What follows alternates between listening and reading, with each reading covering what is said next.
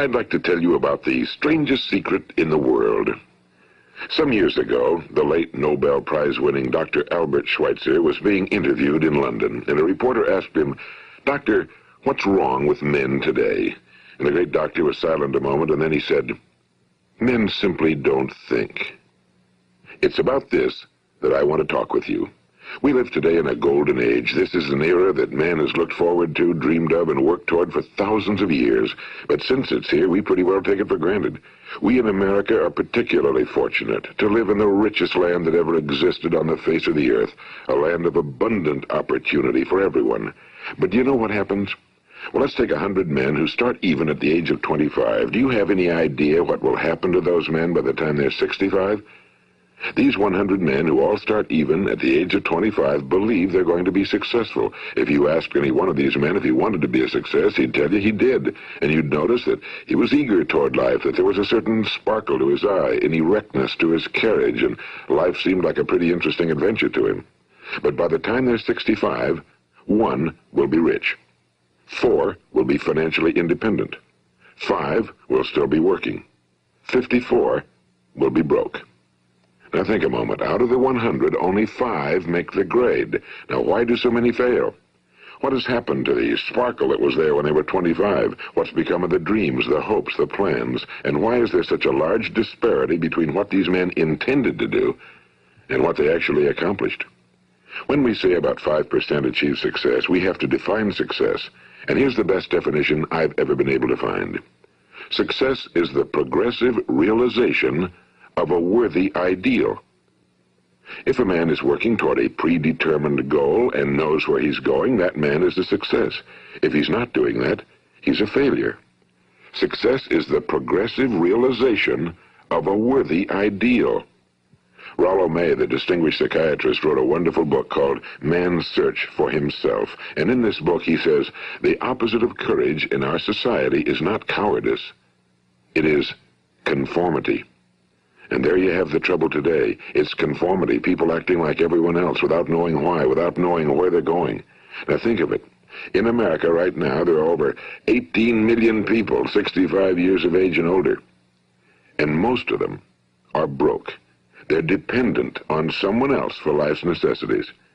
Now, we learn to read by the time we're 7. We learn to make a living by the time we're 25. Usually by that time, we're not only making a living, we're supporting a family. And yet by the time we're 65, we haven't learned how to become financially independent in the richest land that has ever been known. Why? We conform. And the trouble is that we're acting like the wrong percentage group, the 95 who don't succeed. Now, why do these people conform?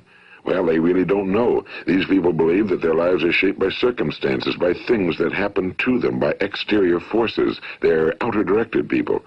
A survey was made one time that covered a lot of men, working men, and these men were asked, why do you work? Why do you get up in the morning? 19 out of 20 had no idea. If you ask them, they'll say, well, everyone goes to work in the morning, and that's the reason they do it, because everyone else is doing it.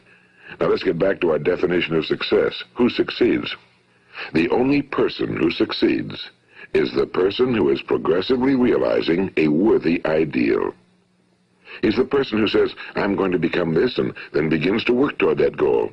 I'll tell you who the successful people are. A success is the school teacher who's teaching school because that's what he or she wants to do. The success is the woman who's a wife and mother because she wanted to become a wife and mother and is doing a good job of it. The success is the man who runs the corner gas station because that was his dream. That's what he wanted to do. The success is the successful salesman who wants to become a top-notch salesman and grow and build with his organization. A success is anyone who is doing deliberately a predetermined job because that's what he decided to do deliberately. But only 1 out of 20 does that. That's why today there isn't really any competition unless we make it for ourselves. Instead of competing, all we have to do is create. You know, for 20 years, I looked for the key which would determine what would happen to a human being. Was there a key I wanted to know which would make the future a promise that we could foretell to a large extent? Was there a key that would guarantee a person's becoming successful if he only knew about it and knew how to use it? Well, there is such a key, and I've found it. Have you ever wondered why so many men work so hard and honestly without ever achieving anything in particular, and others don't seem to work hard and yet seem to get everything? They seem to have the magic touch. You've heard them say that about someone. Everything he touches turns to gold. And have you ever noticed that a man who becomes successful tends to continue to become successful? And on the other hand, have you noticed how a man who's a failure tends to continue to fail? Well, it's because of goals. Some of us have goals, some don't. People with goals succeed because they know where they're going. It's that simple. Think of a ship leaving a harbor, and think of it with the complete voyage mapped out and planned. The captain and crew know exactly where it's going and how long it'll take. It has a definite goal. Now, 9,999 times out of 10,000, it will get to where it started out to get. Now let's take another ship, just like the first, only let's not put a crew on it or a captain at the helm. Let's give it no aiming point, no goal, no destination. We just start the engines and let it go. I think you'll agree with me that if it gets out of the harbor at all, it will either sink or wind up on some deserted beach, a derelict. It can't go anyplace because it has no destination and no guidance, and it's the same with a human being. Take the salesman, for example. There's no other person in the world today with the future of a good salesman. Selling is the world's highest paid profession, if we're good at it and if we know where we're going. Every company needs top-notch salesmen, and they reward those men. The sky's the limit for them. But how many can you find? Someone once said the human race is fixed, not to prevent the strong from winning, but to prevent the weak from losing. The American economy today can be likened to a convoy in time of war. The entire economy is slowed down to protect its weakest link, just as the convoy had to go at the speed that would permit its slowest vessel to remain in formation. That's why it's so easy to make a living today. It takes no particular brains or talent to make a living and support a family today. So we have a plateau of so-called security, if that's what a person's looking for. But we do have to decide how high above this plateau we want to aim. Now let's get back to the strangest secret in the world, the story that I wanted to tell you today. Why do men with goals succeed in life and men without them fail? Well, let me tell you something which, if you really understand it, will alter your life immediately. If you understand completely what I'm going to tell you from this moment on, your life will never be the same again. You will suddenly find that good luck just seems to be attracted to you. The things you want just seem to fall in line, and from now on you won't have the problems, the worries, the gnawing lump of anxiety that perhaps you've experienced before. Doubt, fear, well, they'll be things of the past. Here's the key to success and the key to failure. We become what we think about. Now let me say that again. We become what we think about. Throughout all history, the great wise men and teachers, philosophers and prophets have disagreed with one another on many different things. It's only on this one point that they are in complete and unanimous agreement. Listen to what Marcus Aurelius, the great Roman emperor, said. A man's life is what his thoughts make of it. Disraeli said this. Everything comes if a man will only wait. I've brought myself by long meditation to the conviction that a human being with a settled purpose must accomplish it, and that nothing can resist a will that will stake even existence for its fulfillment. Ralph Waldo Emerson said this, a man is what he thinks about all day long. William James said, the greatest discovery of my generation is that human beings can alter their lives by altering their attitudes of mind. And he also said, we need only in cold blood act as if the thing in question were real, and it will become infallibly real by growing into such a connection with our life that it will become real. It will become so knit with habit and emotion that our interests in it will be those which characterize belief. And he also said, if you only care enough for a result, you will almost certainly attain it. If you wish to be rich, you will be rich. If you wish to be learned, you will be learned. If you wish to be good, you will be good. Only you must then really wish these things and wish them exclusively, and not wish at the same time 100 other incompatible things just as strongly. In the Bible, you read in Mark 9:23, if thou canst believe, all things are possible to him that believeth. My old friend Dr. Norman Vincent Peale put it this way, this is one of the greatest laws in the universe. Fervently do I wish I had discovered it as a very young man. It dawned upon me much later in life, and I found it to be one of the greatest, if not my greatest discovery outside of my relationship to God. The great law, briefly and simply stated, is that if you think in negative terms, you will get negative results. If you think in positive terms, you will achieve positive results. That is the simple fact, he went on to say, which is at the basis of an astonishing law of prosperity and success. In 3 words, believe and succeed. William Shakespeare put it this way: our doubts are traitors and make us lose the good we oft might win by fearing to attempt. George Bernard Shaw said, people are always blaming their circumstances for what they are. I don't believe in circumstances. The people who get on in this world are the people who get up and look for the circumstances they want, and if they can't find them, make them. Well, it's pretty apparent, isn't it? And every person who discovered this for a while believed that he was the first one to work it out. We become what we think about. Now, it stands to reason that a person who's thinking about a concrete and worthwhile goal is going to reach it, because that's what he's thinking about, and we become what we think about. Conversely, the man who has no goal, who doesn't know where he's going, and whose thoughts must therefore be thoughts of confusion and anxiety and fear and worry, becomes what he thinks about. His life becomes one of frustration and fear and anxiety and worry. And if he thinks about nothing, he becomes nothing. Now, how does it work? Why do we become what we think about? Well, I'll tell you how it works as far as we know. Now, to do this, I want to tell you about a situation that parallels the human mind. Suppose a farmer has some land, and it's good fertile land. Now, the land gives the farmer a choice. He may plant in that land whatever he chooses. The land doesn't care. It's up to the farmer to make the decision. Now, remember, we're comparing the human mind with the land because the mind, like the land, doesn't care what you plant in it. It will return what you plant, but it doesn't care what you plant.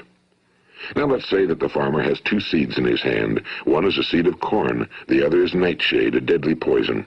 He digs 2 little holes in the earth, and he plants both seeds, one corn, the other nightshade. He covers up the holes, waters, and takes care of the land, and what will happen? Invariably, the land will return what's planted. As it's written in the Bible, as ye sow, so shall ye reap. Now remember, the land doesn't care. It'll return poison in just as wonderful abundance as it will corn. So up come the 2 plants, one corn, one poison. Now, the human mind is far more fertile, far more incredible and mysterious than the land, but it works the same way. It doesn't care what we plant. Success, failure. A concrete, worthwhile goal, or confusion. Misunderstanding, fear, anxiety, and so on. But what we plant, it must return to us. You see, the human mind is the last great unexplored continent on Earth. It contains riches beyond our wildest dreams. It will return anything we want to plant. Now, you might say, well, if that's true, why don't people use their minds more? Well, I think they figured out an answer to that one, too. Our mind comes as standard equipment at birth. It's free, and things that are given to us for nothing we place little value on. Things that we pay money for, we value. The paradox is that exactly the reverse is true. Everything that's really worthwhile in life came to us free. Our minds, our souls, our bodies, our hopes, our dreams, our ambitions, our intelligence, our love of family and children and friends and country, all these priceless possessions are free. But the things that cost us money are actually very cheap and can be replaced at any time. A good man can be completely wiped out and make another fortune. He can do that several times. Even if our home burns down, we can rebuild it. But the things we got for nothing, we can never replace. The human mind isn't used because we take it for granted. Familiarity breeds contempt. It can do any kind of job we assign to it, but generally speaking, we use it for little jobs instead of big, important ones. Universities have proved that most of us are operating on about 10% or less of our abilities. So decide now, what is it you want? Plant your goal in your mind. It's the most important decision you'll ever make in your entire life. What is it you want? Do you want to be an outstanding salesman? A better worker at your particular job? Do you want to go places in your company, in your community? Do you want to get rich? All you've got to do is plant that seed in your mind, care for it, work steadily toward your goal, and it will become a reality. It not only will, there's no way that it cannot. You see, that's a law, like the laws of Sir Isaac Newton, the laws of gravity. If you get on top of a building and jump off, you'll always go down, you'll never go up, and it's the same with all the other laws of nature. They always work. They're inflexible. Think about your goal in a relaxed, positive way. Picture yourself in your mind's eye as having already achieved this goal. See yourself doing the things you will be doing when you've reached your goal. Ours has been called the phenobarbital age, the age of ulcers and nervous breakdowns and tranquilizers. At a time when medical research has raised us to a new plateau of good health and longevity, far too many of us worry ourselves into an early grave trying to cope with things in our own little personal ways without learning a few great laws that will take care of everything for us. These things we bring on ourselves through our habitual way of thinking. Every one of us is the sum total of his own thoughts. He is where he is because that's exactly where he really wants to be, whether he'll admit that or not. Each of us must live off the fruit of his thoughts in the future, because what you think today and tomorrow, next month and next year, will mold your life and determine your future. You're guided by your mind. I remember one time I was driving through eastern Arizona, and I saw one of those giant earth-moving machines roaring along the road at about 35 miles an hour with what looked like 30 tons of dirt in it, a tremendous, incredible machine, and there was a little man perched way up on top with the wheel in his hands guiding it. And as I drove along, I was struck by the similarity of that machine to the human mind. Just suppose you're sitting at the controls of such a vast source of energy. Are you going to sit back and fold your arms and let it run itself into a ditch?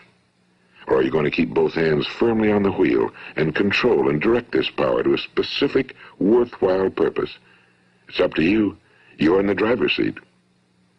You see, the very law that gives us success is a two-edged sword. We must control our thinking. The same rule that can lead a man to a life of success, wealth, happiness, and all the things he ever dreamed of for himself and his family. That very same law can lead him into the gutter. It's all in how he uses it, for good or for bad. This is the strangest secret in the world. Now, why do I say it's strange, and why do I call it a secret? Actually, it isn't a secret at all. It was first promulgated by some of the earliest wise men, and it appears again and again throughout the Bible, but very few people have learned it, understand it. That's why it's strange, and why for some equally strange reason it virtually remains a secret. I believe that you could go out and walk down the main street of your town and ask one man after another what the secret of success is, and you probably wouldn't run into one man in a month who could tell you. Now, this information is enormously valuable to us if we really understand it and apply it. It's valuable to us not only for our own lives, but the lives of those around us, our families, employees, associates, and friends. Life should be an exciting adventure. It should never be a bore. A man should live fully, be alive. He should be glad to get out of bed in the morning. He should be doing a job he likes to do because he does it well. One time I heard Grove Patterson, the great late editor-in-chief of the Toledo Daily Blade, make a speech, and as he concluded his speech, he said something I've never forgotten. He said, "My years in the newspaper business have convinced me of several things. Among them, that people are basically good, and that we came from someplace, and we're going someplace. So we should make our time here an exciting adventure. The architect of the universe didn't build a stairway leading nowhere." And the greatest teacher of all, the carpenter from the plains of Galilee, gave us the secret time and time again. As ye believe, so shall it be done unto you. I've explained the strangest secret in the world and how it works. Now, on this side, I want to explain how you can prove to yourself the enormous returns possible in your own life by putting this secret to a practical test. I want you to make a test that will last 30 days. It isn't going to be easy, but if you'll give it a good try, it will completely change your life for the better. Now, back in the 17th century, Sir Isaac Newton, the English mathematician and natural philosopher, gave us some natural laws of physics which apply as much to human beings as they do to the movement of bodies in the universe. And one of these laws is that for every action, there is an equal and opposite reaction. Simply stated, as it applies to you and me, it means we can achieve nothing without paying the price. The results of your 30-day experiment will be in direct proportion to the effort you put forth. To be a doctor, you must pay the price of long years of difficult study. To be successful in selling, and remember that each of us succeeds to the extent of his ability to sell.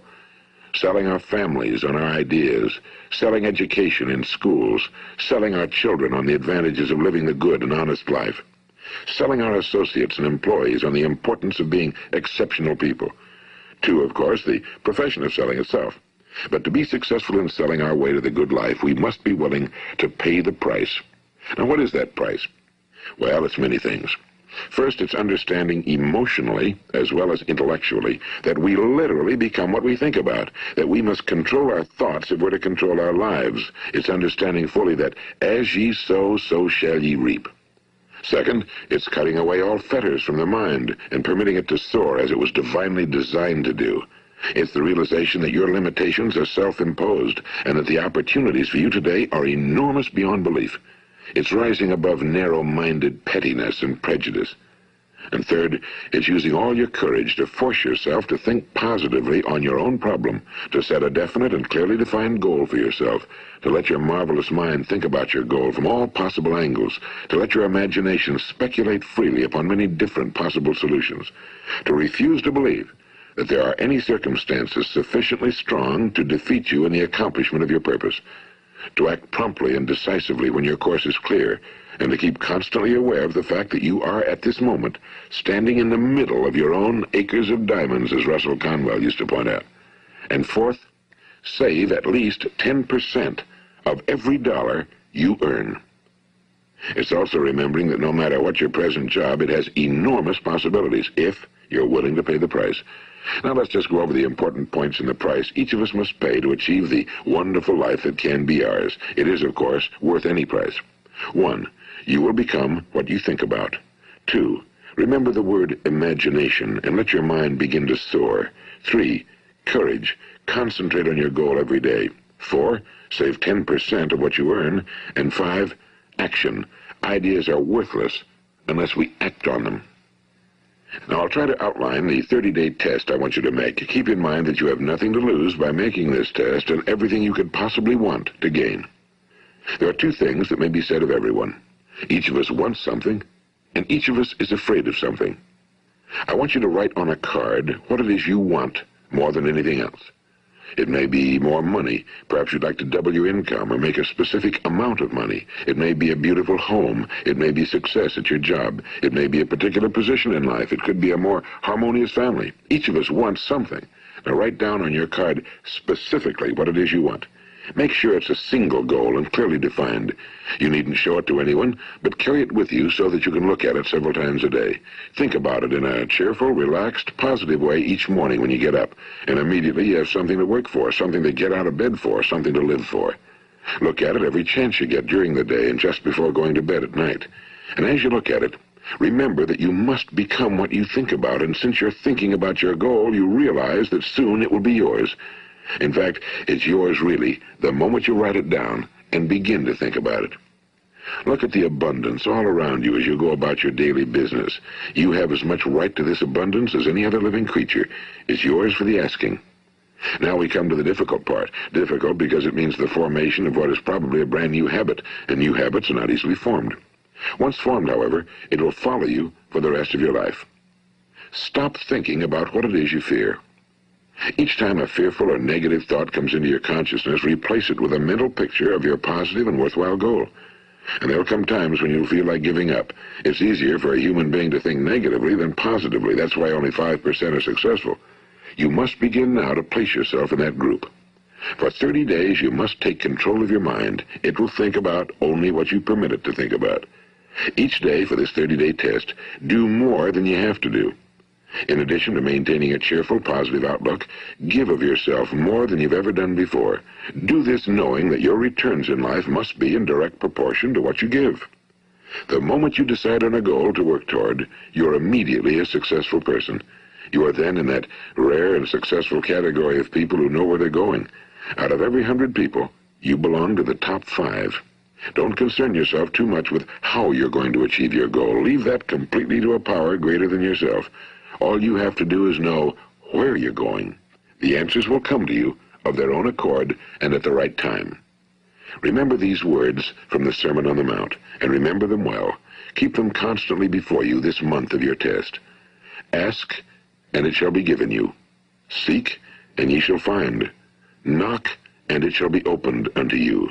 For every one that asketh receiveth, and he that seeketh findeth, and to him that knocketh it shall be opened. It's as marvelous and as simple as that. In fact, it's so simple that in our seemingly complicated world, it's difficult for an adult to understand that all he needs is a purpose and faith. For 30 days, do your very best. If you're a salesman, go at it as you've never done before, not in a hectic fashion, but with the calm, cheerful assurance that time well spent will give you the abundance in return you deserve and want. If you're a homemaker, devote your 30-day test to completely giving of yourself without thinking about receiving anything in return, and you'll be amazed at the difference it makes in your life. No matter what your job, do it as you've never done it before for 30 days. And if you've kept your goal before you every day, you'll wonder and marvel at this new life you've found. Dorothea Brand, the outstanding editor and writer, discovered it for herself and tells about it in her fine book, Wake Up and Live. Her entire philosophy is reduced to the words, act as though it were impossible to fail. She made her own test with sincerity and faith, and her entire life was changed to one of overwhelming success. Now, you make your test for 30 full days. Don't start your test until you've made up your mind to stick with it. You see, by being persistent, you're demonstrating faith. Persistence is simply another word for faith. If you didn't have faith, you'd never persist. If you should fail during your first 30 days, by that I mean suddenly find yourself overwhelmed by negative thoughts, you've got to start over again from that point and go 30 more days. Gradually, your new habit will form until you find yourself one of that wonderful minority to whom virtually nothing is impossible. And don't forget the card. It's vitally important as you begin this new way of living. On one side of the card, write your goal, whatever it may be. On the other side, write the words we've quoted from the Sermon on the Mount. Ask, and it shall be given you. Seek, and ye shall find. Knock, and it shall be opened unto you. Nothing great was ever accomplished without inspiration. See that during these crucial first 30 days, your own inspiration is kept at a peak. And above all, don't worry. Worry brings fear, and fear is crippling. The only thing that can cause you to worry during your test is trying to do it all yourself. Know that all you have to do is hold your goal before you. Everything else will take care of itself. Remember also to keep calm and cheerful. Don't let petty things annoy you and get you off course. Now, since making this test is difficult, some will say, why should I bother? Well, look at the alternative. No one wants to be a failure. No one really wants to be a mediocre individual. No one wants a life constantly filled with worry and fear and frustration. Therefore, remember that you must reap that which you sow. If you sow negative thoughts, your life will be filled with negative things. If you sow positive thoughts, your life will be cheerful, successful, and positive. Now, gradually, you'll have a tendency to forget what you've heard on this recording. Play it often. Keep reminding yourself of what you must do to form this new habit. Gather your whole family around at regular intervals and listen to what's been said here. You know, most men will tell you that they want to make money without understanding the law. The only people who make money work in a mint. The rest of us must earn money. This is what causes those who keep looking for something for nothing or a free ride to fail in life.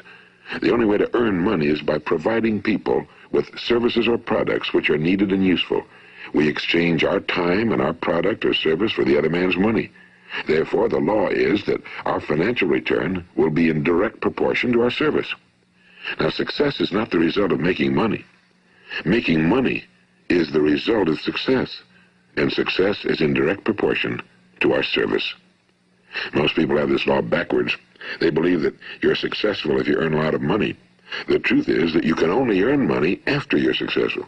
It's like the story of the man who sat in front of the stove and said to it, "Give me heat, and then I'll add the wood." How many men and women do you know, or do you suppose there are today, who take the same attitude toward life? There are millions. We've got to put the fuel in before we can expect heat. Likewise, we've got to be of service first before we can expect money. Don't concern yourself with the money. Be of service, build, work, dream, create. Do this, and you'll find there's no limit to the prosperity and abundance that will come to you. Prosperity, you know, is founded upon a law of mutual exchange. Any person who contributes to prosperity must prosper in turn himself. Sometimes the return will not come from those you serve, but it must come to you from someplace, because that's the law. For every action, there is an equal and opposite reaction. As you go daily through your 30-day test period, remember that your success will always be measured by the quality and quantity of service you render, and money is a yardstick for measuring this service. No man can get rich himself unless he enriches others. Now, there are no exceptions to a law. You can drive down any street in America and from your car estimate the service that's being rendered by the people living on that street. Had you ever thought of this yardstick before? It's interesting.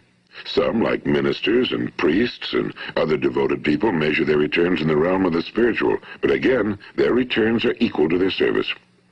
Once this law is fully understood, any thinking person can tell his own fortune. If he wants more, he must be of more service to those from whom he receives his return. If he wants less, he has only to reduce his service. This is the price you must pay for what you want. If you believe you can enrich yourself by deluding others, you can end only by deluding yourself. It may take some time, but just as surely as you breathe, you'll get back what you put out. Don't ever make the mistake of thinking you can avert this. It's impossible. The prisons and the streets where the lonely walk are filled with people who tried to make new laws just for themselves. We may avoid the laws of man for a while, but there are greater laws that cannot be broken. An outstanding medical doctor recently pointed out 6 steps that will help you realize success. 1. Set yourself a definite goal. 2. Quit running yourself down. 3. Stop thinking of all the reasons why you cannot be successful and instead think of all the reasons why you can. 4. Trace your attitudes back through your childhood and try to discover where you first got the idea you couldn't be successful, if that's the way you've been thinking. 5. Change the image you have of yourself by writing out a description of the person you would like to be. And 6. Act the part of the successful person you have decided to become. The doctor who wrote those words is a noted West Coast psychiatrist, Dr. David Harold Fink. Do what the experts since the dawn of recorded history have told you must do. Pay the price by becoming the person you want to become. It's not nearly as difficult as living unsuccessfully. Make your 30-day test, then repeat it again, and each time it will become more a part of you until you'll wonder how you could ever have lived any other way. Live this new way and the floodgates of abundance will open and pour over you more riches than you may have dreamed existed. Money? Yes, lots of it. But what's more important, you'll have peace. You'll be in that wonderful minority who lead calm, cheerful, successful lives. Start today. You have nothing to lose, but you have a whole life to win.